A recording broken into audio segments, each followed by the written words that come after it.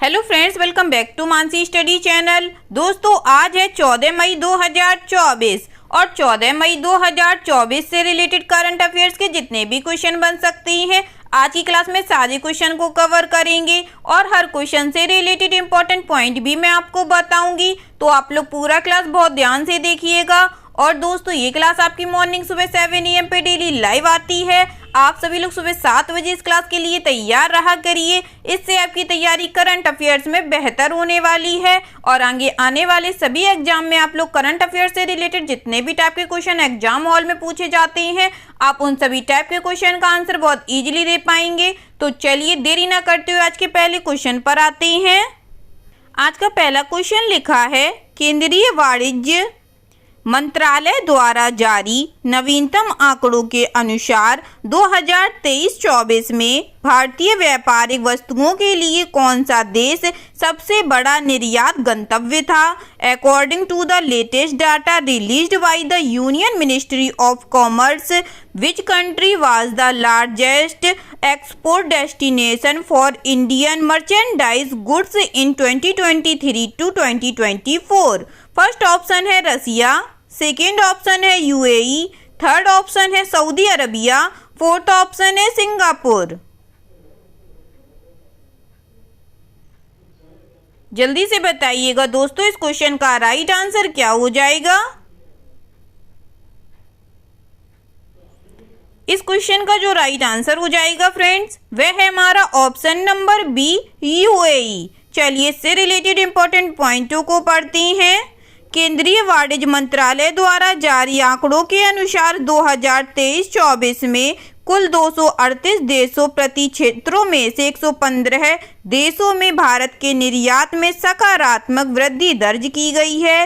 इन 115 निर्यात गंतव्यों, जो भारत की निर्यात टोकरी का 46.5% हिस्सा है, में अमेरिका, संयुक्त अरब अमीरात, नीदरलैंड, चीन, ब्रिटेन, सऊदी अरब, सिंगापुर, बांग्लादेश, जर्मनी और इटली शामिल हैं। पिछले वित्त वर्ष में देश का व्यापारिक निर्यात 3% से घटकर 437.1 अरब डॉलर रह गया। हालांकि सेवा निर्यात 2023-24 में बढ़कर 341.1 बिलियन डॉलर हो गया, जबकि 2022-23 में यह 325.3 बिलियन डॉलर था। ठीक है दोस्तों, चलिए आगे बढ़ते हैं और नेक्स्ट क्वेश्चन देखते हैं। नेक्स्ट क्वेश्चन लिखा है फ्रेंड्स, मई 2024 में भारत ने अरब सागर में सार्क और किरणों के संरक्षण के लिए किस देश के साथ एक समझौता ज्ञापन पर हस्ताक्षर किए हैं? In May 2024 India signed an MOU with which country for the conservation of sharks and rays in the Arabian sea? First option है तंजानिया, सेकेंड ऑप्शन है बांग्लादेश, थर्ड ऑप्शन है ओमान, फोर्थ ऑप्शन है सिंगापुर।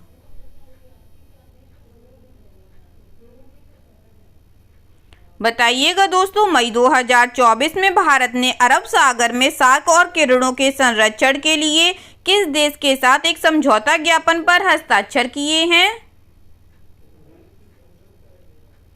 इस question का जो right answer हो जाएगा friends, वह है हमारा ऑप्शन नंबर सी, ओमान देश के साथ।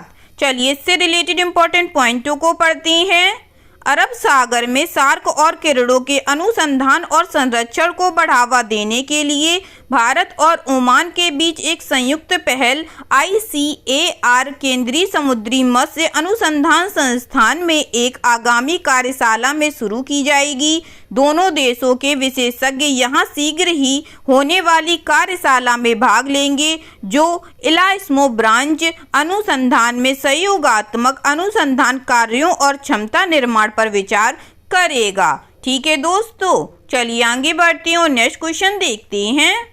नेक्स्ट क्वेश्चन लिखा है फ्रेंड्स, मई 2024 में भारत ने राजनयिक और आधिकारिक पासपोर्ट पर वीजा छूट के लिए किस देश के साथ एक समझौते पर हस्ताक्षर किए हैं? In May 2024 India signed an agreement with which country for visa waiver on diplomatic and official passports? First option है नीदरलैंड, सेकेंड ऑप्शन है मॉरिशस, थर्ड ऑप्शन है मोल्दोवा, फोर्थ ऑप्शन है सिंगापुर।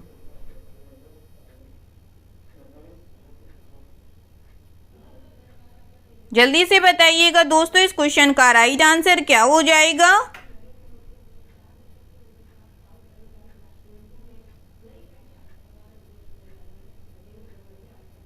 इस क्वेश्चन का जो राइट आंसर हो जाएगा friends वह है हमारा ऑप्शन नंबर सी, मोल्दोवा। चलिए इससे रिलेटेड इंपॉर्टेंट पॉइंटों को पढ़ते हैं।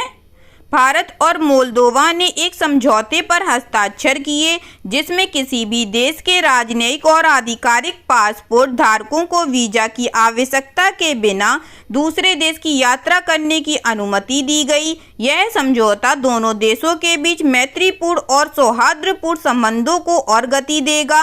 भारत और मोल्दोवा के बीच राजनयिक संबंध 20 मार्च 1992 को स्थापित हुए थे। ठीक है दोस्तों, चलिए आगे बढ़ते हैं और नेक्स्ट क्वेश्चन देखते हैं। नेक्स्ट क्वेश्चन लिखा है फ्रेंड्स, भारत में राष्ट्रीय प्रौद्योगिकी दिवस प्रतिवर्ष किस दिन मनाया जाता है? National technology day is celebrated annually in India on which day? First option है 12 मई को, सेकेंड ऑप्शन है 13 मई को, थर्ड ऑप्शन है 9 मई को या फोर्थ ऑप्शन है 11 मई को।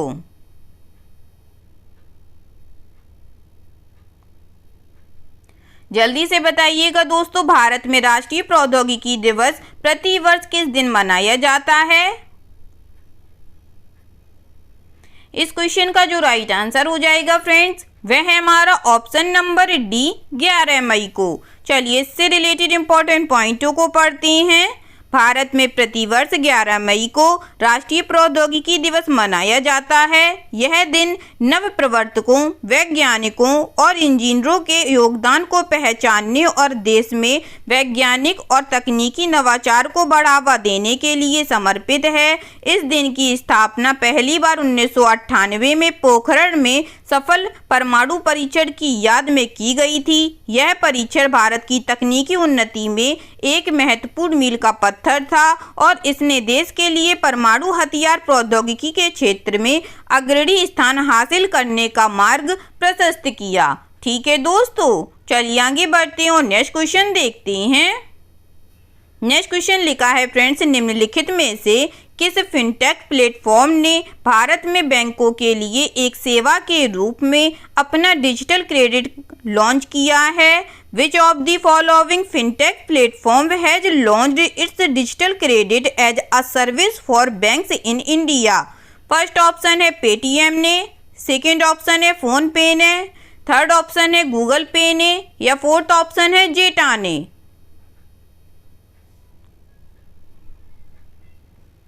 जल्दी से बताइएगा दोस्तों, निम्नलिखित में से किस फिनटेक प्लेटफॉर्म ने भारत में बैंकों के लिए एक सेवा के रूप में अपना डिजिटल क्रेडिट लॉन्च किया है?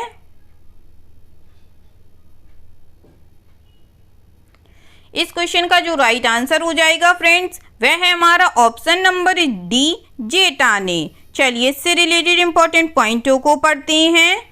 फिनटेक प्लेटफॉर्म जेटा ने भारत में बैंक के लिए एक सेवा के रूप में अपना डिजिटल क्रेडिट लॉन्च किया है।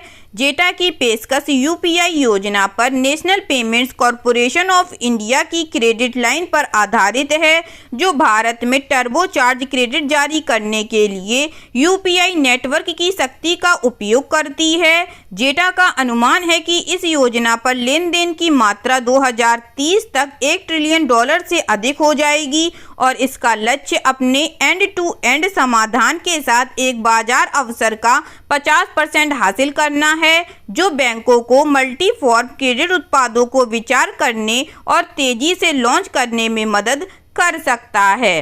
ठीक है दोस्तों, चलिए आगे बढ़ते हैं और नेक्स्ट क्वेश्चन देखते हैं।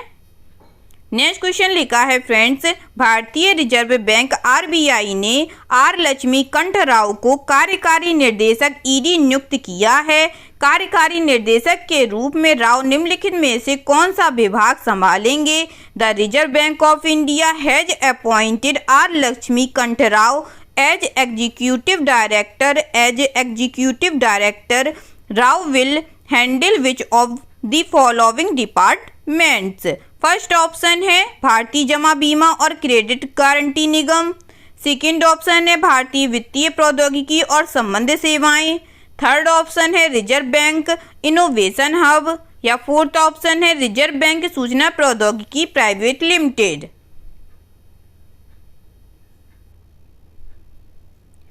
जल्दी से बताइएगा दोस्तों, इस क्वेश्चन का राइट आंसर क्या हो जाएगा।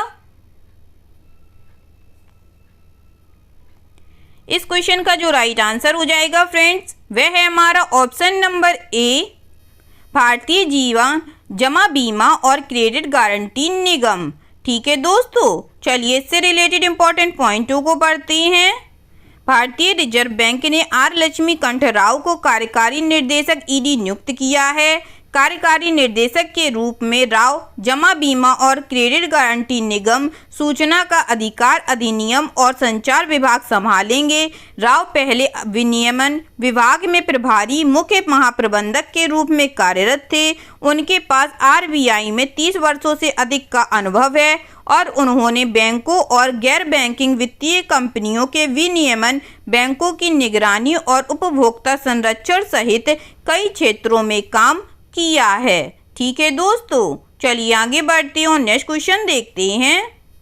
नेक्स्ट क्वेश्चन लिखा है फ्रेंड्स, मोहम्मद इदरीस डेबी इट्नो को किस देश के राष्ट्रपति के रूप में चुना गया है। Mohamed Idriss Deby Itno has been elected as the president of which country. First option है नीदरलैंड, सेकेंड ऑप्शन है मॉरिशस, थर्ड ऑप्शन है ब्राजील, फोर्थ ऑप्शन है चाड।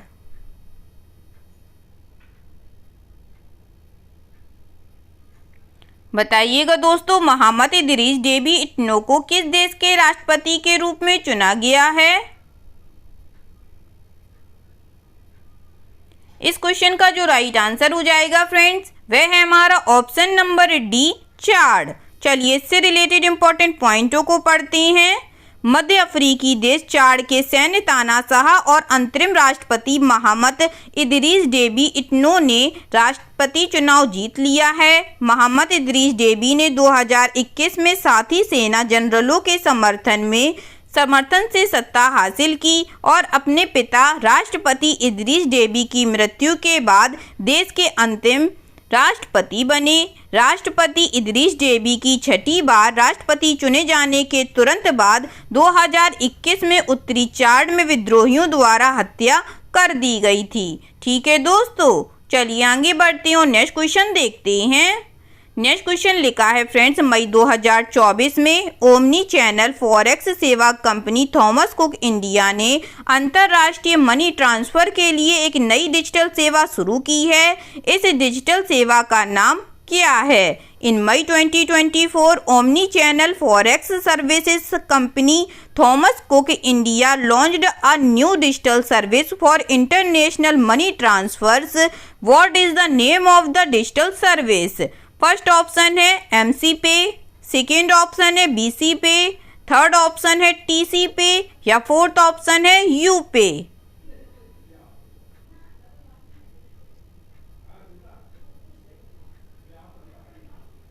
बताइएगा दोस्तों, इस क्वेश्चन का राइट आंसर क्या हो जाएगा। इस क्वेश्चन का जो राइट आंसर हो जाएगा फ्रेंड्स, वह है हमारा ऑप्शन नंबर सी, टीसी पे। चलिए इससे रिलेटेड इंपॉर्टेंट पॉइंटों को पढ़ते हैं। ओमनी चैनल फॉरेक्स सेवा कंपनी थॉमस कुक इंडिया ने एक नई डिजिटल सेवा टीसी पे लॉन्च की है, जो अंतर्राष्ट्रीय धन हस्तांतरण में आसानी और दक्षता लाती है। परंपरागत रूप से विदेश में पैसा भेजना एक कठिन प्रक्रिया मानी जाती थी, जिसमें शाखाओं का दौरा, बोझिल कागजी कार्रवाई और सीमित परिचालन घंटे शामिल थे। चुनौतियों को पहचानते हुए थॉमस कुक ने टीसी पे पेश किया है, जो व्यक्तियों के धन हस्तांतरण के तरीके को बदलने के लिए कई लाभ प्रदान करता है। ठीक है दोस्तों, चलिए आगे बढ़ते हैं और नेक्स्ट क्वेश्चन देखते हैं। नेक्स्ट क्वेश्चन लिखा है फ्रेंड्स, भारतीय और फ्रांसीसी सेनाओं के बीच संयुक्त सैन्य अभ्यास शक्ति का कौन सा संस्करण 13 से 26 मई 2024 तक उमरोई मेघालय में भारतीय सेना के संयुक्त प्रशिक्षण नोड में आयोजित किया जाएगा। Which edition of the joint military exercise Shakti between the India and the France forces will be held at the Joint Training Node of the Indian Army in Umroi, Meghalaya from 13 to 26 May 2024। First option है 5th, second option है 6th, third option है 7th या fourth option है 8th।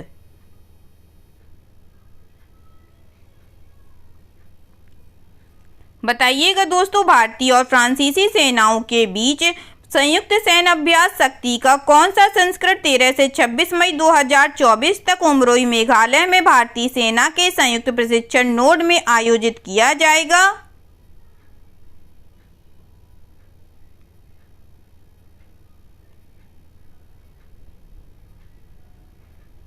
इस question का जो right answer हो जाएगा फ्रेंड्स, वह है हमारा ऑप्शन नंबर सी 7th।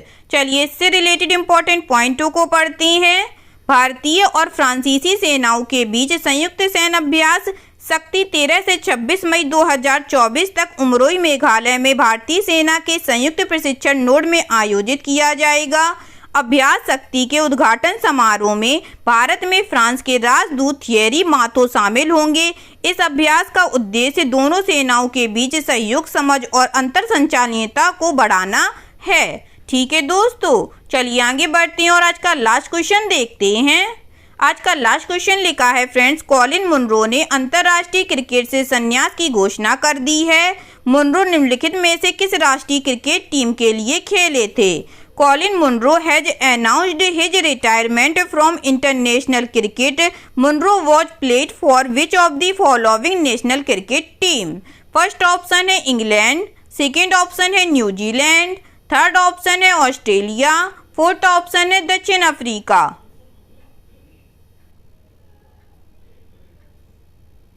बताइएगा दोस्तों, इस क्वेश्चन का राइट आंसर क्या हो जाएगा? इस क्वेश्चन का जो राइट आंसर हो जाएगा फ्रेंड्स, वह है हमारा ऑप्शन नंबर बी न्यूजीलैंड से। चलिए इससे रिलेटेड इंपॉर्टेंट पॉइंटों को पढ़ते हैं।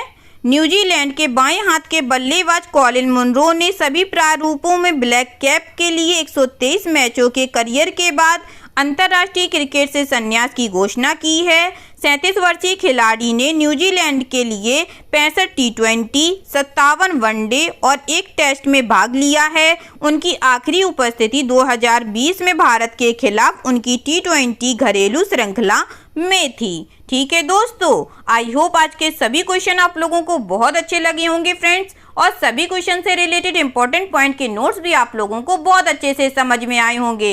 एग्जाम के नज़रिए से दोस्तों क्लास बहुत हेल्पफुल रही होगी। अगर आप लोगों को क्लास अच्छी लगी और सारे फैक्टों को आप लोगों ने अच्छे से समझा हो तो प्लीज़ इस क्लास को लाइक कीजिएगा, शेयर कीजिएगा और आपके अपने चैनल मानसी स्टडी चैनल को सब्सक्राइब कीजिएगा। थैंक यू सो मच दोस्तों।